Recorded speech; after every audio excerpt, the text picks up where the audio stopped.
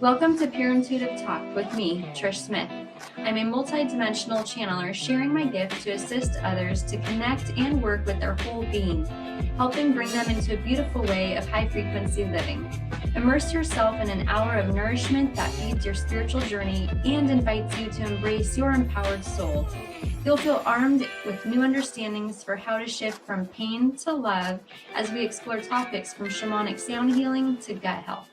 Are you ready to take accountability for the impact that we have on the world around us and learn new tools and techniques to feel whole again? Of course you are, and you're in the right place. Pure Intuitive Talk starts now. Welcome and thank you for tuning in. I'm Trish Smith and you're listening to Pure Intuitive Talk on the Transformation Network. You can find me here on the second Wednesday of each month at 4:00 p.m. Pacific Standard Time. Or you can always catch the replay anytime on my website, www.trishsmithguide.com. So today I am going to briefly explain the story of how I ended up living with complex PTSD. If you would like to catch the full version, you can go to my website, and the full version of the story of the event of me being attacked and kidnapped is there in my interview with Dr. Pat. I'd also like to take a second just to thank Dr. Pat for the opportunity to share my story and to share the tools and the lessons that I've learned throughout my journey with living with PTSD, and just grateful to be here. So thank you for tuning in. Thank you for having me. And thank you again to Dr. Pat for making all of this possible. So I gotta tell you, 21 years ago, I was living a normal life. I had just been married in October, actually, and I had a toddler. So I'm newly married. I've got a toddler, living my best life at the time, paycheck to paycheck. I'm young. So I had a couple of housekeeping jobs, and there was a house that I cleaned in the afternoons. So my day started like any other day would start, and I woke up that morning, had my son, got him together, went to the park, played, met my husband before I went to work, gave him our son, and I thought like that day would be like any other day that I'd ever had, just living my life. And to be honest with you, I kind of felt like those things happen to other people. But much to my surprise, on February 15th, 2001, I went in, I cleaned the house that I normally cleaned. When I was leaving, I called my husband, let him know I was on my way home, looked around the house, it looked good to me, and I went to leave the house to go home, see my husband, see my kid, have some dinner, go to bed. That was the plan. But unbeknownst to me, there was a man that had been apparently waiting outside and watching and waiting for me to leave the house. So as I left the house, I didn't even have time to turn around and lock the door when a man in a mask was running toward me. My body went into shock. I went into shock, and my instincts kicked in. So I was a pretty feisty 98-pound little girl back then. And I fought as hard as I could. I managed to knock the knife out of his hand. Apparently he was bigger and stronger than me. And next thing I know, he is pushing me into the house. I'm yelling. There's a man that lived on the property, maybe a quarter of a mile away. So I'm yelling and yelling his name as loud as I can. Now my aggressor is shoving his fist into my mouth. And he had managed to shove his fist into my mouth so hard to keep me quiet, it ripped open the bottom of my mouth. So I actually still have a scar to this day in the bottom of my mouth, which is kind of a random place to have a scar, but it reminds me of where I came from and where I've come to. So it's kind of an interesting reminder, and it's something that nobody would see but me. So I kind of cherish it at this point in my life. In the doorway, we're fighting. I've managed to knock the knife out of his hand. He pushes me into the house, throws me down to the ground. And I just remember the back of my head hitting the tile and thinking, oh my God, that hurts so bad. Meanwhile, everything is going black. It's like that fading thought as everything goes black. So it knocked me out. Um, Kind of like in the cartoons when they say you're seeing stars, like legitimately everything's going black and there's stars. um, so the next thing I remember though is him standing behind me. So somehow I'm assuming the adrenaline got me up, got me going again. And I remember him standing behind me with my arms. He's trying to control me. And he finally spoke. I recognized the sound of his voice. So I reached behind me and I'm trying to pull off his mask. And he's trying to put his mask on behind me. And I was so determined to see the face of this person who had just attacked me at knife point and, thrown me to the ground and knocked me out. So I pulled the mask as hard as I could. I threw it across the room. I want to say he probably went into shock in those moments because he froze long enough for me to get myself turned around and look at him. And I remember looking him in the eye and saying, I know you, you wouldn't hurt me. He then looked me dead in the eye and said, yes, I would, which really started to wear off some of the shock that I'd been in from the original attack. So he was also someone that worked for the homeowner. I was their housekeeper and he was a ranch hand. And in that moment, I thought, oh no, what does he want? Does he want to rape me? And then he spoke again and said, go to the bedroom. And what ran through my mind was, oh my God, he's going to rape me. So as we walked toward the bedroom, I started pleading for my life, really. And I remember saying, I'm a human being, you're a human being, what do you want from me? And just trying to humanize in that moment, because that's what felt right for me and that was coming to me. He did not speak to me. We walked into the bedroom and he said, go to the other side of the bed. So I did. I walked over to the other side of the bed. I knelt on the floor. I did not know what was going to happen next. He walks over to the other side of the bed and opens up the nightstand drawer. And I'm watching him and I'm just in shock. Everything feels surreal. It feels like you're in a dream, but it's not a good dream. And he pulls a handgun out of the drawer. He has a handgun in his hand. He just kind of leans over, puts one hand on each thigh and shakes his head and goes, I can't believe I'm going to do this. And in that moment, I thought, oh my God, he's going to kill me. So again, I start pleading for my life. You can't kill me. I'm a month pregnant. I have a toddler at home.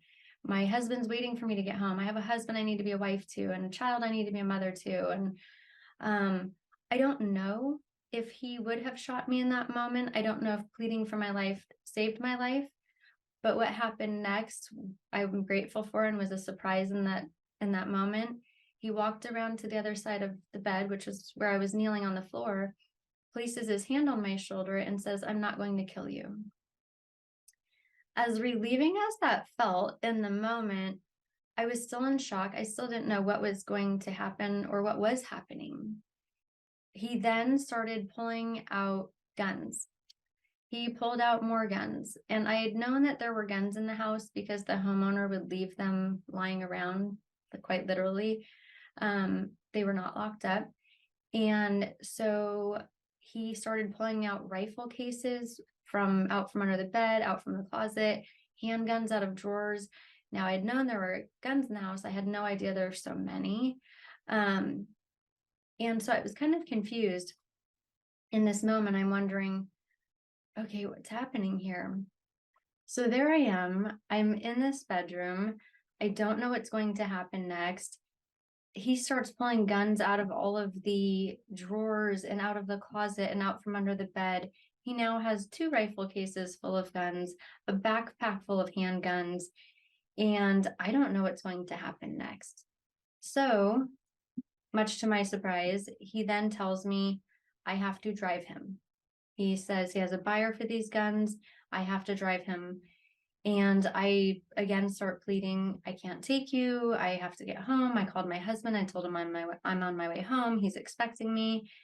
Somehow in this surreal moment, forgetting the position I'm in. So I don't know if it was just the shock or knocking my head or the combination of being knocked out plus the shock. But I was forgetting the position I was in, and I actually am telling him, I can't take you, the guy with the guns. So he then says, well, I can tie you up and leave you here. And somehow what burst out of my mouth was, you're not taking my car.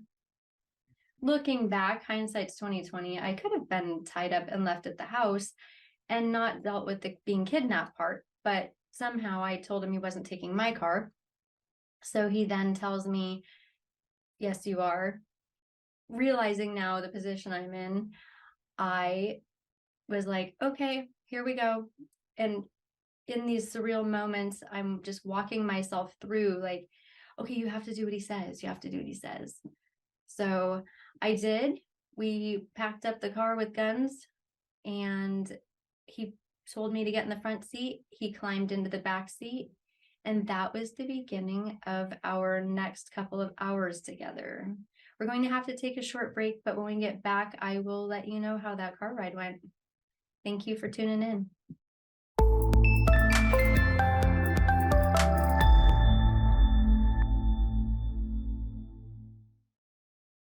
Welcome back, everybody. Thank you for tuning in and staying with us. And I left you where I had just gotten into my vehicle with my aggressor who had just attacked me, sitting behind me in the seat behind me with probably 12 to 15 guns with him. He directed me where to drive. And I remember just going, oh my goodness, what do I do? Do I cause a scene and get pulled over? And then I felt like if I'd done that, he would have then shot me. I felt like he would have freaked out and shot me. So I tried just driving normal, tried driving nice. And he even said at one point, can't you drive faster? I didn't think you wanted to get pulled over. So every single move I made, every single thing I spoke was desperately trying to make sure that I came out of this situation alive. We spent an hour and a half to 2 in our car ride together. And during that time, I spent my energy trying to convince him that we were BFFs, that he doesn't want to kill me, he should let me live. I gave a pretty good debate on how many good reasons I had why he should let me live. And at some point, he then climbed up into the front seat. We had become quite chummy. And from the back seat, he climbed up into the front seat. He then told me his story. And he told me about how the homeowner owed him $12,000 and refused to pay him. The man that had attacked me and kidnapped me was an illegal immigrant. And the homeowner said, I don't have to pay you. So he stole the guns out of the house. He's got a buyer, and he's got me driving him to take the guns to the buyer so that he can then get the money out of the guns. And his plan then, what he told me while he's explaining his story, was to flee the country. He had a flight leaving for Mexico at 11:45. And although he was telling me this story and I had encounters with him prior to this event, and he had always been kind to me, I still kept feeling like he was going to be taking me to a house with 10 more men that would be raping me and then killing me. So the entire drive, I really felt like that was my fate. And somehow, some way, I felt like he was being honest with me about his story. I learned later that it was a true story. We pulled up to a neighborhood in South Central LA, and he reached over, patted me on the tummy, and says, I hope I didn't hurt your baby. And I'll never forget that we had accomplished, or I had accomplished, to become two human beings in one event. And somehow spirit working through me, my instincts, befriending him, finding that common human ground. It worked. It worked.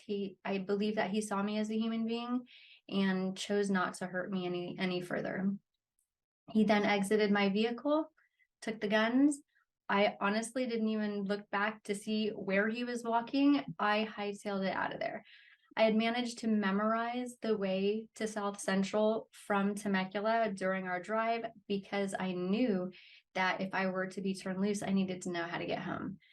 So from there, I drove fast. I was scared. I felt like he was chasing me. I felt like he was going to catch me. And it was the first time that the real fear had set in. And once I was away from him, one would think that maybe I felt relieved, but that's when the fear kicked in and I felt terrified.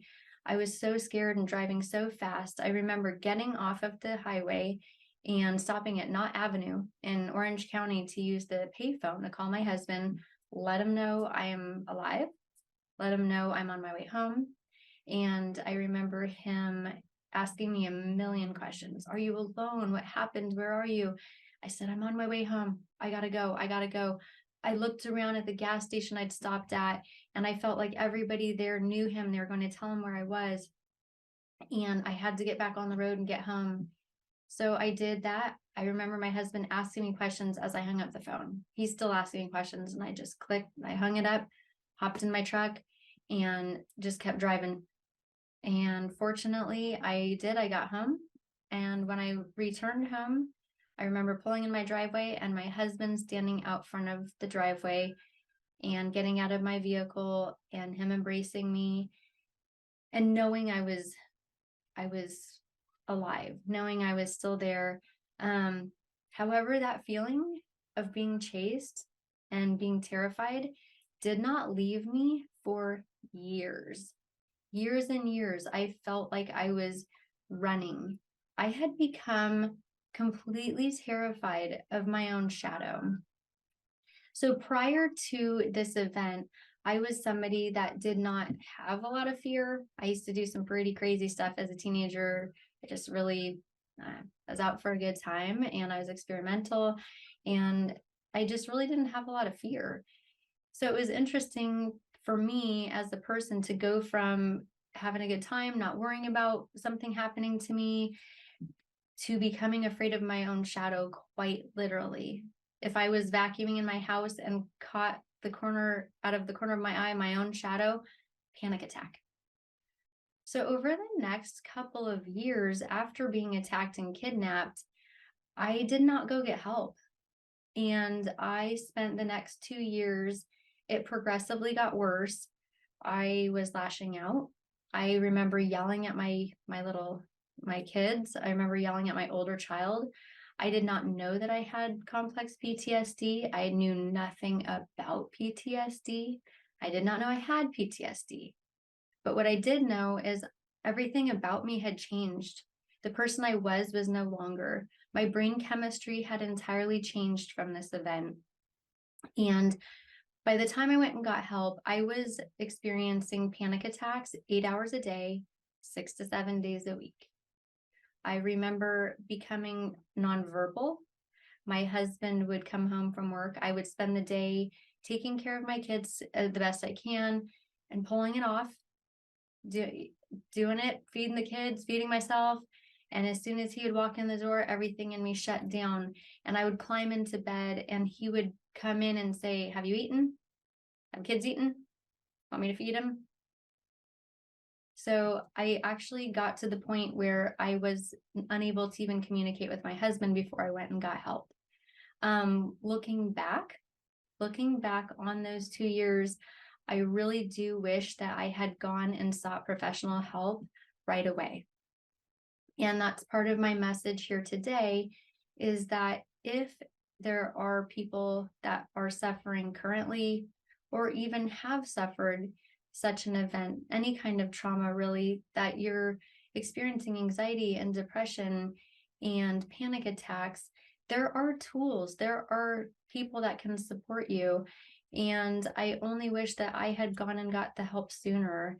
I believe at the time, I remember feeling like I've been through so much in my life. It's just one more thing, like, and just kind of brushing it off and moving on, not recognizing what I was experiencing was PTSD.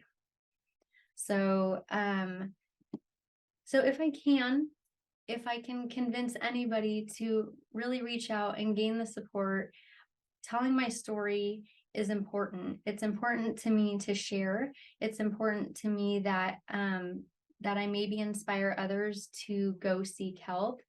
I have begun my own practice now, so I offer a lot of tools and techniques that have helped serve me in my journey with PTSD, and I'll be talking about those later. But during those couple of years, I did try some natural ways. I tried some herbs, I tried some supplements, and after none of it being enough to help with the PTSD, I did go and seek professional help. So we're going to go ahead and take a break now, but we'll be back and I will let you know what some of those tools are and how they did help me over my journey over the next couple of years. Thanks for tuning in.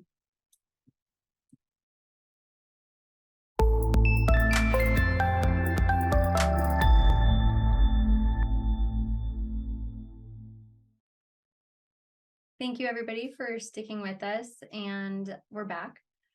Thank you for listening to Pure Intuitive Talk with me, your host, Trish Smith, on Transformation Talk Radio.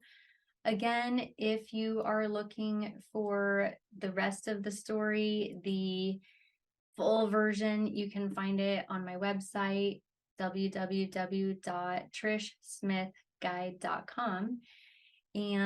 But let's go ahead and finish where we left off. So I was explaining to you guys that I hadn't gone and gotten help for a couple of years. Looking back, I really wouldn't recommend that. However, that was my story. That is what happened. I chose not to go get help. I thought I could handle it on my own. And I really wasn't doing a bang up job. I was lashing out at people around me. I was terrified all the time. I'm having panic attacks, anxiety, depression. My husband is doing his best to support me. There's times I'm yelling at my children, which was not okay with me. I remember finally sitting down with myself and recognizing, wait a minute, it can't be my husband, my child, the postman, the cashier at the store, because at that time, I really felt like everybody else was the problem. So when I managed to sit down with myself and look in the mirror and recognize it can't be everybody else, it's me. I'm the problem. I'm the one with the issue. I'm the one lashing out. That was when I realized, like, I need help. I don't want to be this person. I don't want to be the person that's snapping at people, yelling at my kids. I don't want to be the person that is upset with the checker and carrying this angst inside me.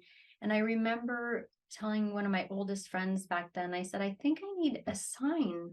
I feel like I just need a sign across my forehead that says I'm not okay. Because when I would go to the grocery store and I'm checking out, that person is being friendly and they're expecting me to just be a normal person that's checking out. Meanwhile, I feel like the world is falling apart and I can't handle one more thing. And I'm terrified that the man behind me in line is going to attack me on my way to my vehicle. So I'm still running scared. And I'm grateful that I had that time to reflect and to understand that it was time for me to get help, because I needed to change the behaviors that I had started having because of the suffering that I was experiencing. So after trying some herbal things and some supplements and some breathing techniques, and them helping a little bit, recognizing that they weren't enough, I went and sought professional help. So I went to a psychologist and I explained to them that I didn't want to try medication. I didn't want medication. They suggested doing EMDR. So for those of you that don't know what EMDR is, it's eye movement desensitization. It's an rapid eye movement therapy. And so we did try the EMDR. It did help quite a bit. However, I was still experiencing panic attacks 8 hours a day, 7 days a week. So it was then that I decided to try going on the medications, and I went on a medication. It did help. Fortunately, I spent a month of going through some side effects that had, come and gone in the time, but I was no longer experiencing the panic attacks 8 hours a day, 7 days a week. I was able to regain my life. I had become the person that I felt like I was before the event. And I'm sure looking back that the people in my life were grateful that I had been given some relief and that I had been more of myself again and not the monster that I had actually become from having CPTSD and not knowing what I was dealing with. So I was on the medications for about 15 months, and I felt like I was in a place that I could go off of them because I wanted to be able to do it on my own. So I did. I went off of the medications, and back then I was still a daily drinker, and my drinking was something that I thought was fun. So I was not a bad drunk, but I was still a daily drinker, having no idea at the time that the drinking was still masking my symptoms of the PTSD. I felt like I was doing pretty well. I then decided at the age of 30 to quit drinking. So I recognized my older son was about 9, and I recognized that he was starting to kind of pay attention when I was having a couple drinks. He was watching me, and I recognized in those moments, like, wait a minute, I want to model for him. I want to model for him a sober life, and I want to set the example that we can do this. I can do life sober. Although I didn't feel like I needed the alcohol, it was something that I had been doing for, at that point in my life, 15 years. So it felt normal. But when I went ahead and quit drinking, what happened then was all of those emotions and the triggers and the trauma from the event were lying underneath it. And I hadn't recognized that the PTSD was still there underneath it. So when I quit drinking, it all came up, and it was ugly. It was ugly all over again. And once again, I did not go get help until I had gotten to the point where I was suicidal. So I've got 2 beautiful boys, and they were really good kids. They're still good kids, but they're really great kids. I've got a great husband. He's supportive. He's helping me. But my mind had become so ill that my mind is telling me that the world is better off without me. My family is better off without me. I remember one night lying in bed, and again, my mind was so ill. I had become suicidal. I remember saying out loud to my husband, I finally figured it out. And he's half asleep. He rolls over and he's like, what? What did you figure out? I said, I could hang myself and that would be okay. Well, honestly, in that moment, it felt like an aha moment for me because my mind was so ill. And my husband jumps up. He went from like half asleep to launched, sitting up in bed, looks at me and he goes, no, it's not. That's not okay. And so it really snapped me out of that mindset. And I came to like, oh yeah, oh gosh, that's not okay. Somehow, some way, I managed to speak that, probably because I talk a lot and say whatever is on my mind. But I believe that may have saved my life.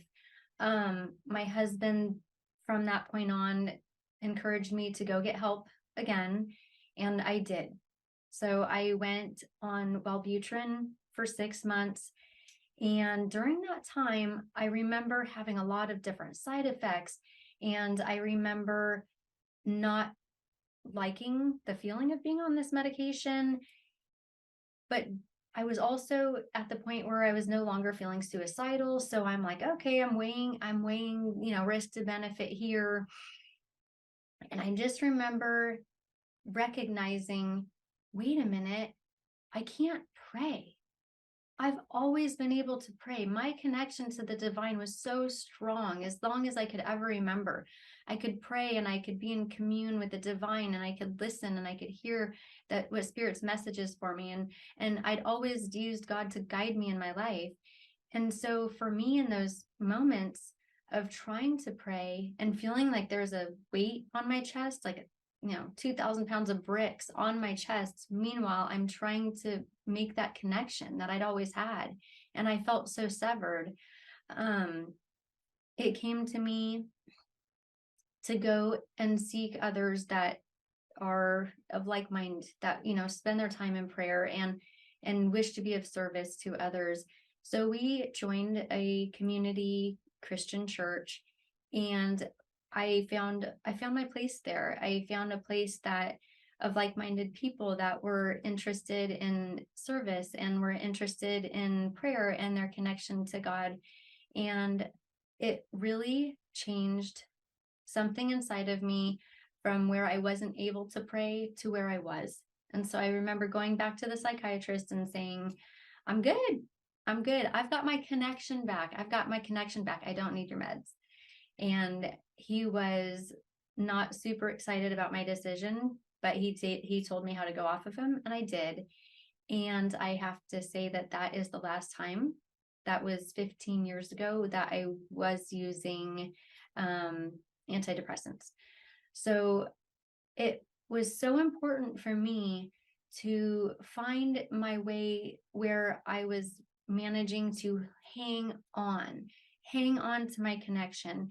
And I've managed now over the last 15 years to keep that connection. But over the last 15 years, I have spent my time seeking alternative ways to manage my complex PTSD. And for myself, because my PTSD is complex and it's something that will not go away and there is no cure for it, I've had to find ways to manage it over time. So I have gone to shamanic practitioners. I have learned the emotional freedom technique. I have spent time with shamanic practitioners looking through my connection and my history and my thought processes and all of those other things that make us who we are. And so over that time, I'd managed to find so many ways to balance my body, my mind, and my spirit. And for me, it's very important because I feel like if one of those is lacking, you lose the balance. So it's important for me to share the tools that I've learned with others, because utilizing the tools that I have gained to help my mind, to help my spirit, and to help my body allow me to manage a very complex disorder. And I do have times where I have anxiety. I still have anxiety attacks at times. I still can get depressed. I've learned tools and techniques to pull myself out of them. There's some herbs and supplements that I use.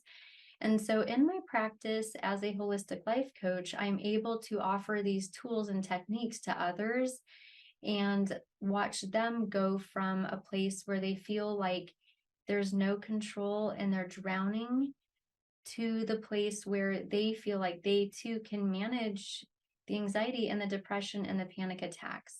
So I am not here to offer a magic wand. I wish that I could tell you there's some magic way of making it all go away. I don't have that to offer. But what I do have to offer is I can help you. I can teach you how to heal yourself. And that's been my journey, is healing myself, sitting with my pain, learning from it, listening to it, and gaining the wisdom that my suffering has offered me. Some of those tools and techniques do involve EFT, acupuncture, breathing techniques, yoga. Another big one is diet. So what I have learned about what we put into our bodies and how it affects our bodies and our mind is huge. That's something that I will be sharing with in my next recording. So that will be next month. We'll dive deeper into gut health and how that does affect our mental health.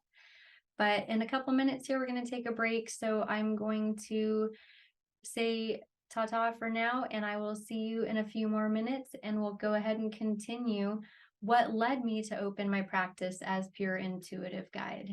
Thank you for listening.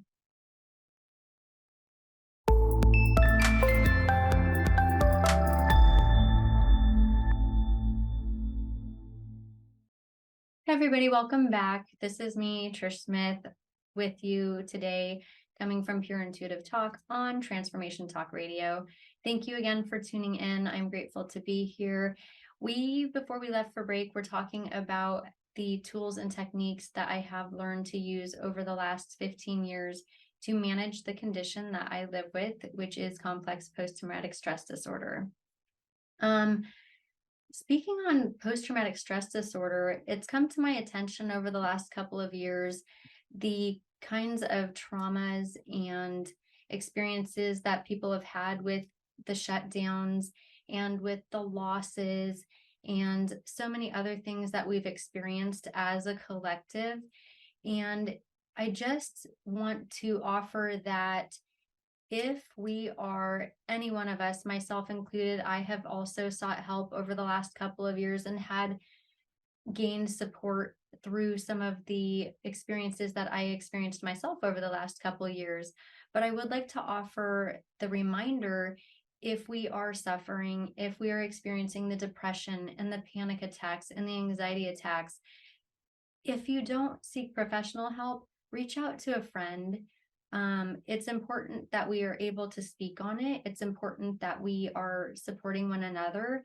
I believe that the experiences over the last couple of years are something that none of us have gotten, through the last couple of years without having a story or more. So if you're suffering, if you're also experiencing the same things that I have myself experienced and others are experiencing, I'd like to just encourage you to reach out and either a friend or even seeking professional help. I still continue at times in my life to reach out to a friend.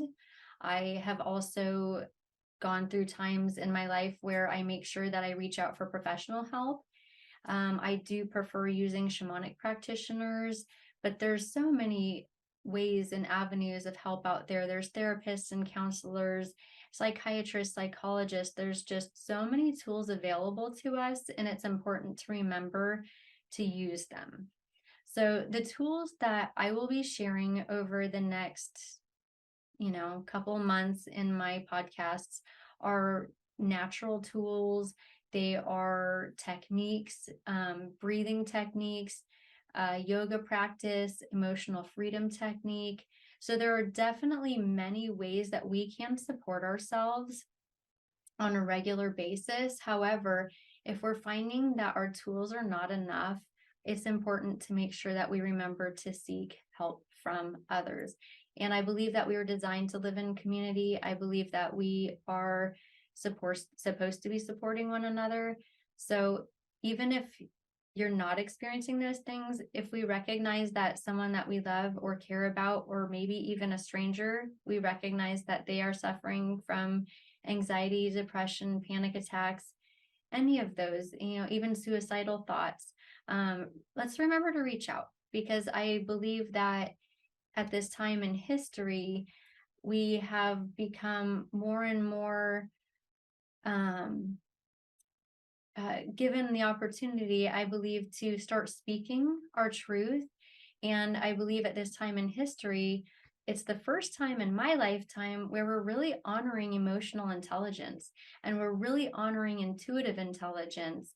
And I think it's a good time for all of us to begin speaking and share our experiences with one another, because in my experience, when I've chosen to speak my truth and share my experience with a good friend, they too have experienced similar events or emotions. And it's been nice to find that I'm not the only one and I'm not alone. And I can guarantee you that you're not alone also. There are others experiencing the same maybe not so horrible as the things that some of us have experienced, and maybe not as bad as others. My perspective on being attacked and kidnapped for myself in my life, I'm actually grateful that it wasn't worse. Yes, the event left me living with complex post-traumatic stress disorder. It is a disorder I will live with for the rest of my life, and I will manage it the best that I can. And I will do my best to educate others and help them understand how to support their loved ones that are suffering from complex post-traumatic stress disorder. But at the same time, it's important that we also come together as a community and support each other. So if I can encourage anybody to just reach out and check on their loved ones, I'd love to do that. So if that's you, if you know someone, just reach out and check on them. I have to tell you though, during the last couple years, they've been very interesting for me. So meanwhile, I'm experiencing my own situation with the shutdowns. I'm experiencing my own feelings. I'm witnessing more than I'd ever thought I'd witness in my lifetime. I think we all did. I had been being called to open my practice as a holistic life coach. It's one of those things, I think a lot of us have experienced it. When our calling is calling, it does not leave us alone. So that is how I ended up opening my practice as Pure Intuitive Guide. I had been called by God to open the practice, and I kept thinking, not me, it's okay, it's okay. But Spirit does not leave you alone. They nag you and nag you until you do what they say. And so here I am today, and I am teaching classes in the local community that I live in. I'm teaching practices, I'm teaching tools and techniques, and I'm learning along the way over the last couple of years of practicing as Pure Intuitive Guide. There are a lot of people that are not equipped to manage anxiety, depression, panic attacks on their own. So over the next few months, I will be offering and sharing those tools with you. And my goal is to put the tools into your hands so that you can help yourself. Because there are times where we will be in a position where something happens around us and we may go into an anxiety attack. And it's during those moments where we have to be able to help ourselves. And sometimes that looks like a breathing technique. And sometimes that looks like pushing through to get to the other side. And sometimes that looks like retreating, telling ourselves, giving ourselves permission, I don't have to do this today. I can do this tomorrow. And so it's important to know when that time is. However, I do believe that it's also important to push. And I know that there's a lot of teaching out there right now that's saying, oh, don't worry about it, let yourself off the hook. But really, sometimes it's important for us to expand our nature and to reach down in the depths of our own soul and find the courage to push through certain things so that we can get to the other side. And I'd like to share that this experience is one of those for me. I am someone who has a huge fear of speaking in front of audiences, and I decided that it was important for me, also because God was not going to leave me alone and wanted me to do this. But it was important for me to push through this because then I get to the other side of it. So I myself am facing anxiety to even do these shows, but it's important. And I know that I'm called to share my experience, because if I'm able to do that, if I'm able to use my courage to face my fear, to show up here, to offer the tools to others experiencing the same suffering that I am experiencing, have experienced, or quite possibly experiencing worse, right?